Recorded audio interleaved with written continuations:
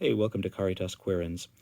I mentioned in a recent video about my experience with scrupulosity and, becoming Catholic and finding myself burdened with all these fears and worries and anxiety about things that should have been actually a great delight to me, like receiving the sacraments, the things in which God was accommodating to my human nature, making it easier for me to receive His life and share in His life.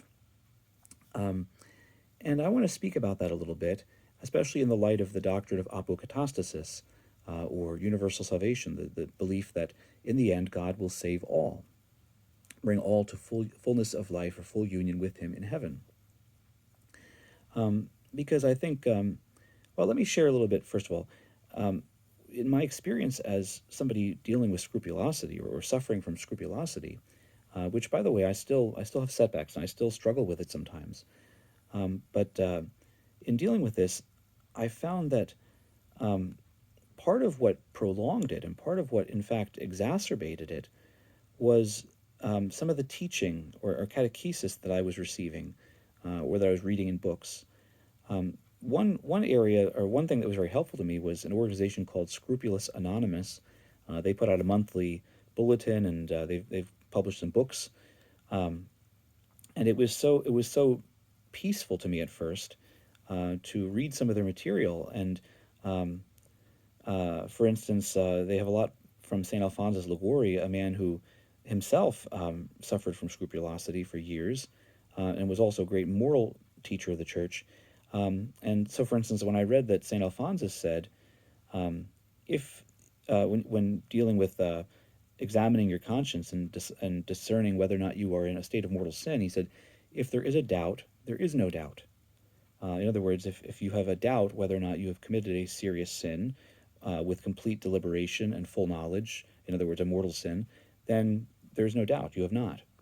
And that made sense to me because I thought, well, in order to commit a sin, a serious sin, with full knowledge that I've done it and full deliberation, I must know it, right? that's kind of part and parcel of what it means to commit such a sin. With full knowledge and full deliberation, you must know that you've done it. And then I would go and read things that say, if you commit a mortal sin, or if you have doubt whether or not you've committed a mortal sin, then you, at your next, you know, reasonable opportunity, you should go and confess it. And whether even if there's just a doubt, confess it anyway. Be on the safe side. So I would receive these conflicting messages, and I would read these things in Scrupulous Anonymous and think, oh, that just sounds so wonderful, and this is how I'd like to live my life. And yet at the same time, how come so many other sources and so many other voices are telling me just the opposite? Are saying if there is a doubt, then treat it as if it's essentially treat it as if it's not a doubt, in the sense that treat it as if you're certain that you are in mortal sin. Go and confess it. So that's kind of what I experienced, and that was part of the problem. And I wanted very, very deeply to get out of that and to be able to just follow what made sense. And yet I had all these voices telling me things that didn't make sense, but at the same time sounded very authoritarian and were very loud and were coming from multiple sources. Whereas, I didn't hear a lot about what St. Alphonsus was saying. I didn't hear a lot along that vein. So what to do? What to do, right? And so I just went on suffering and suffering and suffering for a while. How nice it would have been to have less of that authoritarian, pharisaical type of tone, and more accompaniment. More reaching down to where I was on my level and dealing with it. Now, I will say I was blessed with some people who did do that for me, and that is ultimately what helped me a great deal. But nevertheless, I still think that there was a lot of times when I would think about these things and be driven back into a state of scrupulosity, or maybe I should say into a state that was conducive to scrupulosity. I think part of the problem was, too, that I would read about scrupulosity, and oftentimes there would be analyses of what causes it. And so and typically they would say things like, well, it's usually a conscience that has not been properly formed, or it is basically a subtle pride that is masquerading as a kind of oversensitiveness to sin, or ultimately a desire for intellectual certitude about whether or not we are in a state of grace or not, whether or not we are in right relationship with God or not. And all of those things really ultimately are pointing the finger back at me and saying, okay, well, listen, really the problem is you, okay? You've got some hidden pride, or you just, your mind just wants to know everything, or you are, you didn't form your conscience right, you did something wrong along the way, or something like that. Now, I'll be the first one to admit, yeah, I'm the problem, okay? I'm not perfect. There's a lot of things I've done wrong. I admit that. But ultimately, coming at a person who's suffering like that and saying, it's your fault, is not really necessarily the most helpful way to do it, right? I mean, doctors learn about proper bedside manners and how to deal with patients who are suffering. And yet it seemed to me like people who, or moral teachers or religious teachers, didn't seem to have that. We're coming at the sufferer just with full of accusations rather than empathy. Um, and I think here's an area where I think apokatastasis could really do a lot of good and could help a lot. Because I can see from other people's perspective why they might come at it that way. Because if they see that there really is a problem in the way my conscience has been formed, or if there really is a subtle pride, which again I'm willing to admit may be the case, okay, but if they see that, then they might be thinking, okay, so there's a problem there, and as long as that problem persists, this person is going to keep having these symptoms of scrupulosity, but in addition, their salvation is also going to be at stake. If I have a subtle pride in me and I don't get rid of it, I don't uproot it, it might grow and it might turn into a big pride, which might lead me to really commit serious sins deliberately, and which might eventually lead me to eternal damnation. So I can see how a person would want to get to the root of the problem and get it out ASAP, and kind of treat the whole situation as trying to solve a problem rather than trying to accompany a person. So how does apokatastasis help that, or how could it help that? Well, here's what I would say. Um, you know, in my own life, I see this as well. When I would analyze and think about, okay, am I in a state of mortal sin or not?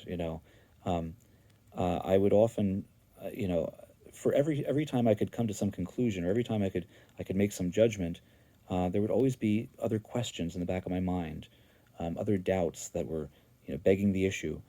So, for instance, let's say I had a thought, a bad thought in my mind.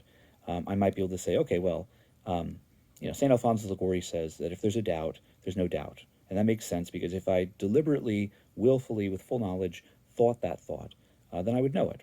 Okay? So I could say, okay, well, I guess it wasn't serious, or it wasn't deliberate enough, or with full knowledge that it wasn't a mortal sin.